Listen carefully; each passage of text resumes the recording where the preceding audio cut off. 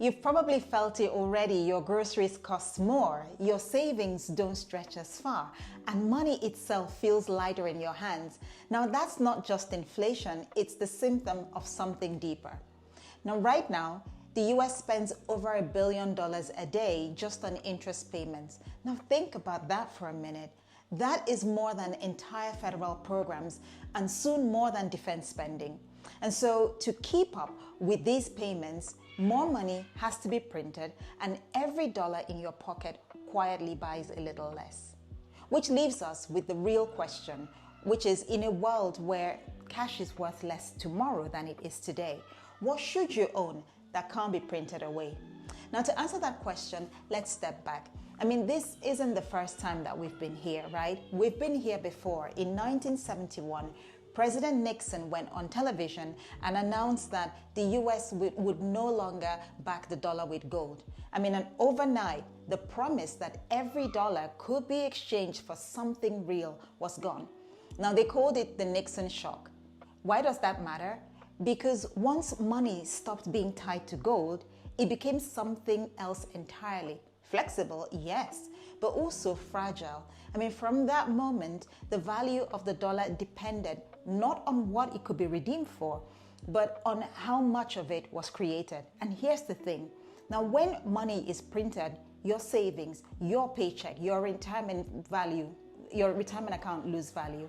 And that's the same dynamic that investors are seeing play out today. And it raises a simple but urgent question. What should you own that can't get printed away?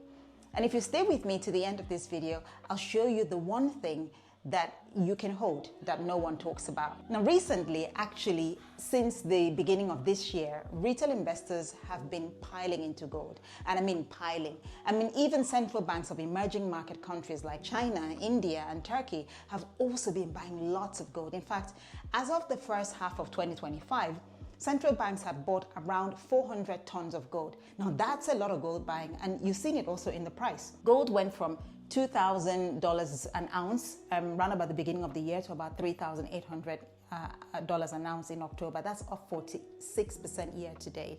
And you have to ask, why is that? Well, for one thing, I mean, emerging market countries were trying to diversify their reserves away from the US dollar. But the real reason is what JP Morgan called the debasement trade. Now, in plain English, investors are betting that the value of money will keep eroding, not just in a bad year, but a structural trend.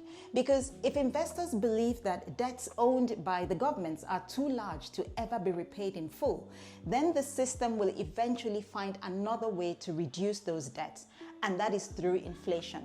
So by letting money lose value, the weight of yesterday's debt feels lighter tomorrow. And how do you create that inflation? By printing more money.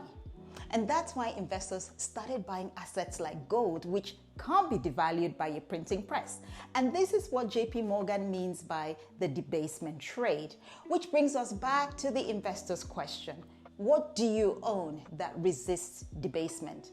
Well, the traditional answers are familiar. We talk about gold, real estate, commodities, and more recently, Bitcoin, digital code with built-in scarcity. But that list isn't complete. There's an answer that almost no one talks about, right? And that answer is productive companies. Well, technically speaking, they're not hard assets, but the best of them, the best of productive companies, behave like hard assets because they own or create things that can't just be conjured out of thin air, like intellectual property, regulatory approvals, proprietary data, networks of trust, recurring cash flows. And among all sectors, one stands out: women's health. And here's why. Scarcity of capital. Now, female-specific conditions receive just 1 to 4% of biopharma R&D funding, and so that scarcity itself creates opportunity. 2, secular demand. Fertility, menopause, chronic conditions are not optional. They're not cyclical, they're not going away.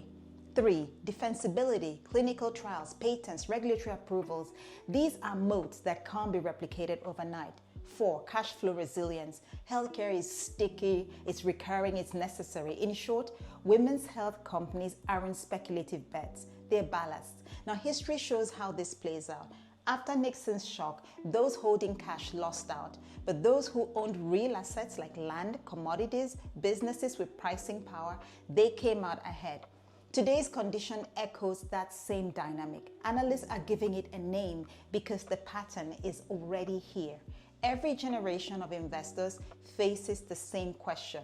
What do I own that can't be printed away? For some, the answer is gold. For others, Bitcoin or real estate. But for those seeking not just protection, but growth, the answer can also be in companies, especially in sectors that combine scarcity, inevitability, and defensibility.